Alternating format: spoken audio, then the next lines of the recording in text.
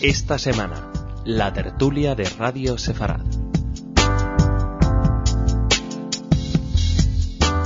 Shalom, bienvenidos a esta semana, la tertulia de Radio Sefarad, en la que revisamos algunos de los últimos acontecimientos sucedidos en estos 7 días. 7 días pasados, 7 días que han tenido nombres propios como protagonistas. Tristemente tenemos que mencionar a Batsheva Unterman, de 33 años, y a Elisabeth Goren Friedman, de 54 años, muertas ambas en el atentado que tuvo lugar el miércoles en la ciudad de Jerusalén. Hubo otra víctima mortal, pero todavía no ha trascendido su nombre. También otro nombre propio de esta semana, sin duda alguna, es Ingrid Betancourt. A la hora en la que estamos grabando esta tertulia, que es el viernes a las 5 de la tarde en hora española, se estaba precisamente hablando en Internet, en muchos lugares, de la participación que tuvieron las fuerzas militares, las fuerzas de inteligencia israelíes en esta operación a todas luces impecable, dicho por la misma Ingrid Betancourt. Pero además de estos nombres propios y además de la crisis económica que está afectando a todos los países del mundo, hay otro debate que se ha escrito de él con letra minúscula y que probablemente no ocupe primeras planas, pero que nos parece que en Radio Sefarad teníamos que prestarle atención, y es el eterno debate entre la diáspora e Israel, las relaciones entre estos dos colectivos, vamos a llamarlos. Por un lado, se publicaba el miércoles una encuesta donde explicaban, la tercera encuesta anual sobre actitud contemporánea israelí hacia las comunidades judías del mundo, donde se revelaba que el 75% de los israelíes cree que el gobierno no debe considerar la opinión de los judíos que viven fuera de Israel para decidir cuestiones relativas a modificaciones de las fronteras del país. Al día siguiente, el Congreso Judío Latinoamericano defendía el derecho de los judíos de la diáspora a opinar sobre cuestiones de frontera que afectan a Israel. Nos parecía en Radio Sefarad que debíamos obligatoriamente detenernos en este debate, en esta polémica, sobre todo porque nos afecta a nosotros mismos, que desde aquí, desde estos micrófonos y desde esta radio, solemos opinar, o si no opinar, por lo menos informar. Para hablar de esto tenemos a un judío de la diáspora, a Daniel Kerub, que es de la Junta Directiva de la Comunidad Judía de Madrid y del Centro de Estudios Judío-Cristianos. Dani, gracias por estar con nosotros. Buenas tardes, es un placer. Sabes que para nosotros lo es siempre que vienes, que no es tan a menudo como querríamos. Y también tenemos a un judío no de la diáspora, de Israel, que es Yossi Gur, que es de una empresa de high-tech en Israel. Yossi, muchísimas gracias por primera vez en los micrófonos de Radio Sefarad. Encantado, un placer.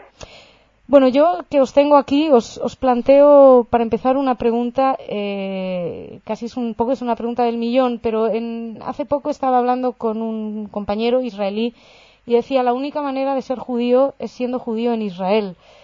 Quería, en principio, empezar por ti, Dani, porque tú eres judío fuera de Israel. Si crees que es imprescindible, si para ser judío hay que estar en Israel. Bueno, como has dicho, soy judío y no vivo en Israel, así que imprescindible no puede ser. Es verdad que si quieres llevar la religión 100% libre y hacer lo que quieras y tener muchas facilidades, pues o estás en Israel o estás en un país con muchísimos judíos, que no es el caso de España. Es más complicado, no porque te prohíban nada, sino pues en temas religiosos hay pocas sinagogas, hay pocos restaurantes kasher, hay pocos sitios donde puedas comprar productos kasher.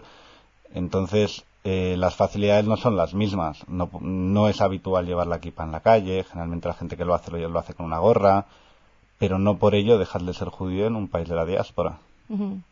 Yo sí, en tu opinión, que tú puedes vivir tu religiosidad o tu judaidad en absoluta libertad, como dice Dani, aquí también, pero con más ofertas alrededor, con más restaurantes entre los cuales elegir, la posibilidad de llevar la kippah sin ningún tipo de problema.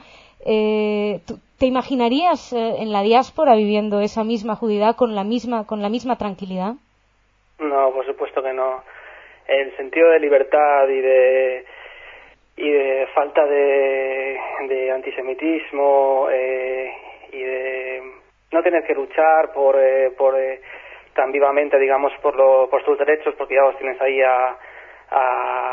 los tienes ahí y no los tienes, digamos, que digamos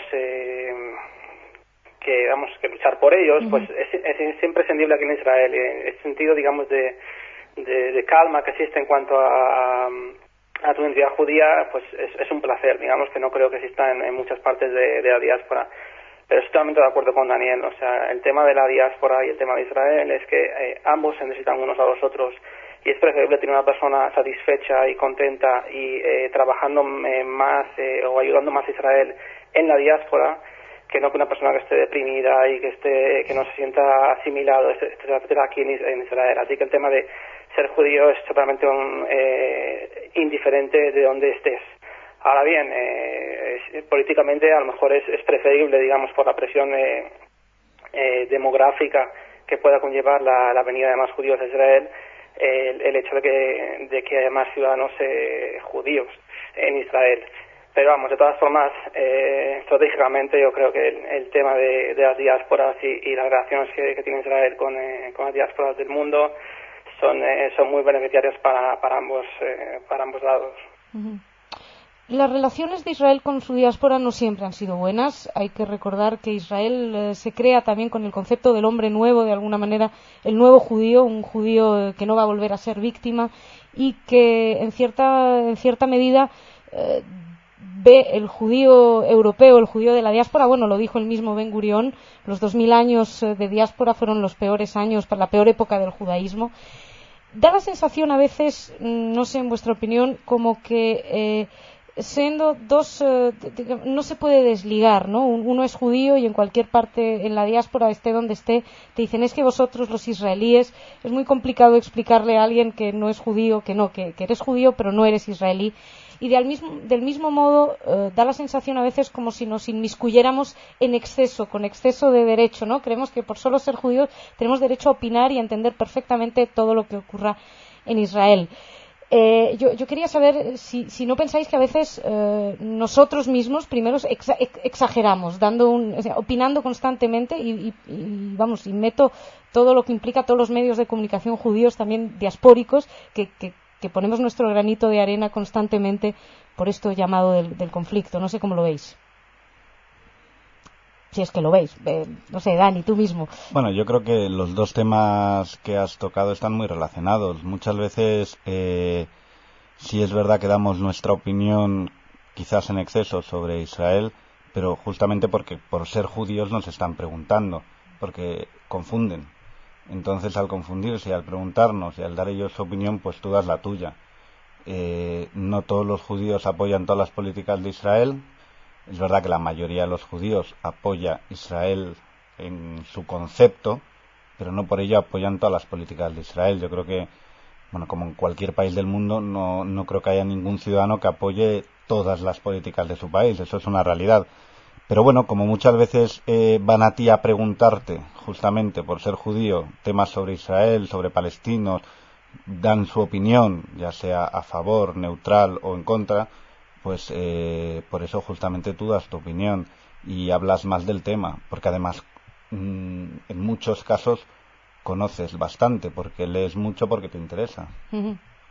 Yo, si en tu opinión, ¿opinamos demasiado nosotros, desde afuera? No, yo creo que no. Yo creo que toda opinión es buena, ya sea hacia un lado o hacia el otro, a favor o en contra de la política del momento de Israel. Y creo que se debería oír más y se debería tomar más en serio la voz de la diáspora en Israel, porque al fin y al cabo en Israel, como cualquier otro Estado moderno, existen muchos intereses personales y muchas políticas, etcétera, y creo, por lo menos por lo que oigo de la diáspora, que la mayoría de las críticas que escucho son críticas bastante constructivas y bastantes más equilibradas que algunas que pueda oír de voz de alguno de los partidos políticos, y sobre todo en temas tan peliagudos como el tema de las fronteras, que van a establecer, digamos, un status quo para con las próximas generaciones. Es decir, que no estamos aquí hablando de salvar a un presidente o a un primer ministro, sino que estamos hablando de el derecho que tenga Daniel en el futuro de asentarse aquí en Israel en ciertas zonas o no. Así que yo estoy totalmente de acuerdo que Daniel opine cada vez que se le pregunta, porque a mi opinión es un poco representante también de lo que es Israel, ya sea como etnia, como religión o como Estado. Sí, lo que comenta Yossi, yo creo que es importante. Habría que diferenciar, una cosa es voz y otra cosa es voto. O sea, es decir, yo puedo tener derecho a opinar, creo que lo tengo, pero como creo que tengo derecho a opinar sobre cualquier tema, otra cosa es tener derecho a voto. O sea, es decir, yo creo que los judíos en la diáspora, más o menos, poco por encima, se dividen en 3 grupos. Los que creen que por ser judíos tienen todos los derechos iguales que los israelíes, los que consideran que son judíos pero que no tienen absolutamente ningún derecho en Israel, en el sentido de que no viven ahí, no son sus hijos los que están muriendo en el ejército, haciendo el ejército o en atentados, y los que opinan que los judíos deberían tener simplemente en todo el mundo derecho a opinar o a votar, más concretamente, en aspectos muy, muy, muy puntuales que sí son muy trascendentes de la política. Como por ejemplo las fronteras. Como por ejemplo las fronteras, como por ejemplo la posibilidad de guerra, ciertos aspectos que no son tan del día a día, ¿no? Yo, mi opinión personal es, bueno, si vale de algo, yo creo que yo soy de los que defiende mucho a Israel, sobre todo a nivel global, a nivel de existencia. Considero que Israel, el problema no es que se critique una política en Israel u otra, es que se está criticando su posibilidad de existencia. Yo sí considero que que como estoy seguro de un tema y leo bastante ese tema, tengo todo el derecho a opinar. Otra cosa es que se escuche, ¿no? Pero bueno, a opinar. Pero sí creo que no tanto a voto, porque yo no vivo en Israel. Yo tengo la posibilidad de ir a vivir a Israel como cualquier judío del mundo, pero no lo hago. No lo hago porque no quiero. O sea, no porque no quiera vivir en Israel, sino porque estoy viviendo en España, estoy como en España, estoy a gusto, adoro Israel, pero estoy muy a gusto donde vivo, que es en España. Y eso yo creo que me quita legitimidad de votar en los asuntos. No tengo hijos, pero si tuviera hijos no irían al ejército de Israel, que son 3 años, no estarían, digamos, con tanto temor de atentados, etcétera. Yo creo que eso es una legitimidad que tienen solo los israelíes. O sea, aquellos que están pagando el precio del día a día. Eso es. Yo, si tú estás pagando el precio del día a día desde hace 15 años, y porque tú sí hiciste Aliá, en tu opinión, respecto a lo que decía Dani.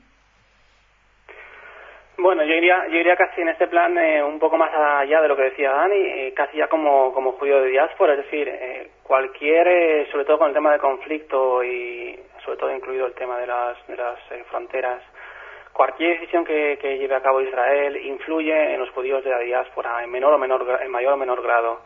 Muchas olas de antisemitismo, sobre todo en Francia, que así que me vengan en mente, han venido como consecuencia de una serie de cosas que han ocurrido aquí en Israel.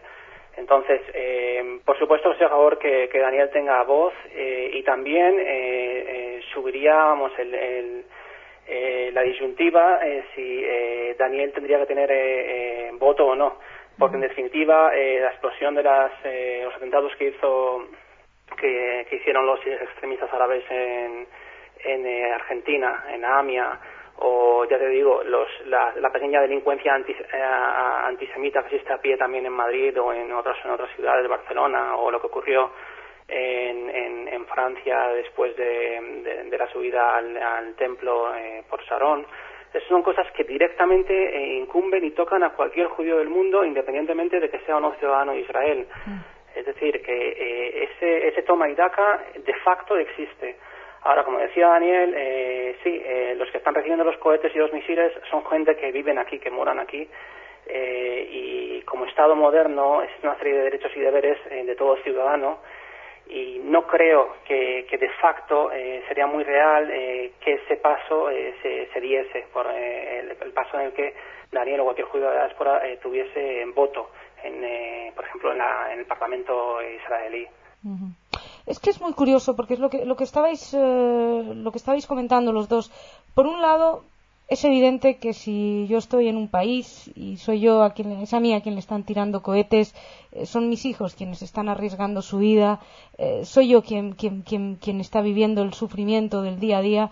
A mí que vengan de otro país a decirme lo que tengo que hacer, realmente gente cómodamente sentada en sus sofás diciéndome, opinando, pues me molestaría. Pero por otro lado, también es cierto que, por ejemplo, en el año 2006, después del verano del 2006, hubo un aumento llamativo del antisemitismo en toda Europa, o con agresiones, etcétera, que estaban ligadas muy directamente a las acciones del Estado de Israel, en el sentido que fue la guerra de la llamada Segunda Guerra del Líbano, la guerra contra Hezbollah en el verano, y como reacción a eso, los antisemitas se frotaron las manos y dijeron qué malos son los judíos, vamos a hacerles pagar lo que hace Israel. Es decir, entiendo ambas posturas, lo que pasa es que me da la sensación que realmente el debate de fondo es cuál es esa relación de alguna manera, entre judíos, entre los judíos que deciden vivir su judaísmo en el país de los judíos, o aquellos judíos que siguen manteniéndose en países en general, su gran mayoría cristianos. ¿Os parece que es en primer lugar, ¿os parece que es un debate que cesará en algún momento Probablemente no, porque estos debates son como los de religiosos y laicos, ¿no? Nunca cesarán porque la gente tiene su opinión y será difícil cambiarla. Es verdad que Israel es el Estado de los judíos, entonces en cierto aspecto representa a todos los judíos, no de forma nacional. Entonces quizás ahí está el debate.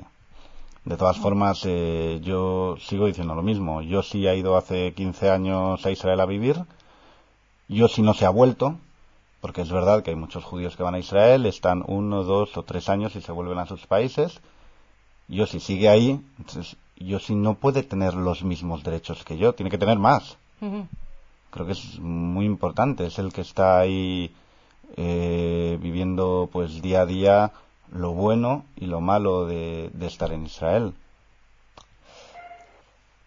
¿Tú lo crees igual? Sí, yo creo que de facto así es como va a ser. Ahora, por debajo de la mesa de algunas formas, relaciones tan fuertes y tan cercanas entre los judíos de todo el mundo hacen que las opiniones de Daniel de alguna manera sean escuchadas, si no son por medio de los diplomáticos israelíes o por medio de las agencias judías, etcétera. Y esas opiniones sí que son importantes a la hora de tomar decisiones aquí y creo que siempre se escuchan, pero creo que por el mero tema de que la tierra de Israel es eterna y las generaciones también, deberíamos tener a la hora de tomar las decisiones como israelíes más en cuenta este hecho y menos los posibles intereses momentáneos de la política de este momento. Es decir, no cabe duda que la tierra de Israel y el Estado de Israel es el único Estado que está abierto para todos los judíos en cualquier momento, y eso es una fórmula que tiene cualquier judío, también Daniel, uh-huh. De tomar en cuenta en el momento que quiera, ¿no? Que quiera hacer el cambio. Y para ello la responsabilidad que tienen los políticos israelíes en este momento sobre este tema, sobre el tema de la tierra, de los límites, etcétera, debería de ser muy muy profunda, y creo que en momentos no se toma tan seriamente. Sí, yo creo que lo que está diciendo además Yossi es una realidad. Los gobernantes en Israel tienen en cuenta, quizás no tanto la opinión de los judíos de fuera como la opinión de los judíos israelíes, pero sí tienen en cuenta las consecuencias que sus actos puedan tener en el judaísmo de la diáspora. Creo que es bastante importante. Hay algunos que incluso llegan a más. Tenemos a Víctor Lieberman, que ha repetido en diversas ocasiones, tanto de forma pública como privada, que los judíos en la diáspora debían tener derecho a voto.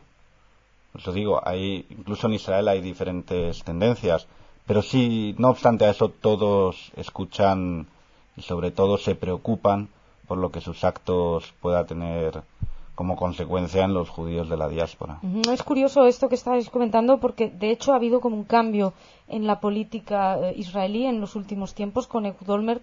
Estoy leyendo una información que publicaba esta semana la agencia judía de noticias, donde decía que Olmert, dentro de la misma encuesta que se había hecho sobre la actitud contemporánea israelí hacia los judíos de la diáspora, que en un gran porcentaje apoyaba la decisión de Olmert de desviar la atención de la promoción de la aliyá masiva, más hacia el fortalecimiento de la identidad judía fuera de Israel y profundizar la conexión entre judíos israelíes y diaspóricos.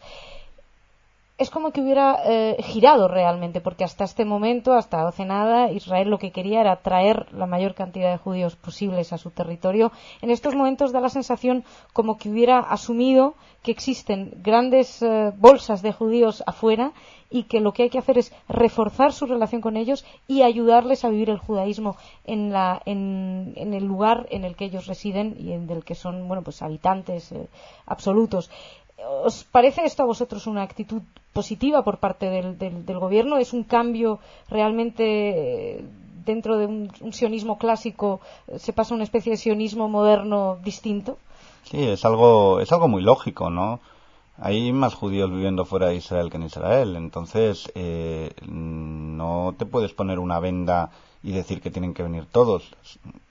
Israel sigue teniendo que dar muchas facilidades a los judíos que quieran ir a vivir a Israel, sobre todo a los que tienen problemas en sus países de origen por ser judío, pero no puede dejar de seguir colaborando lo más estrechamente posible y ayudando y fortaleciendo a los judíos que deciden de motu propio quedarse a vivir en sus países de origen. Uh-huh. Bueno. Sí, yo creo que es un poco parte del proceso de madurez de un país moderno.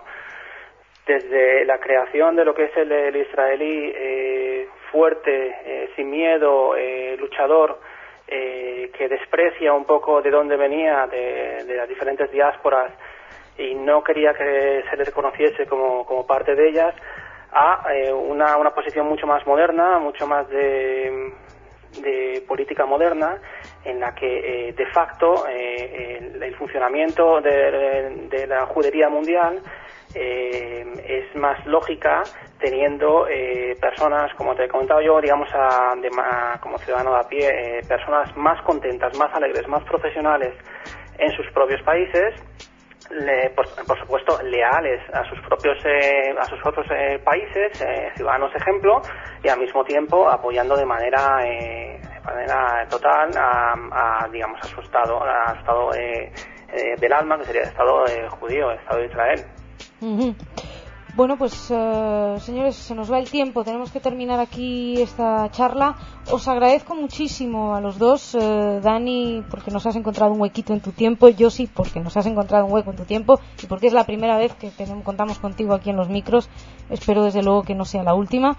Seguiremos hablando en la diáspora de lo que está pasando en Israel, porque nos afecta y porque afecta al mundo entero, y os agradezco muchísimo a los dos. Muchas gracias, Masha. Encantado de conocerte, Josi, aunque sea vía telefónica. Encantado, Daniel y Masha. Un saludo cordial a los dos. Señoras, señores, muchísimas gracias por su atención. Ya saben, sigan aquí en Radio Sefarad, que tienen una amplia oferta en programación. Nosotros nos encontramos la semana que viene. Shabbat Shalom, buen fin de semana.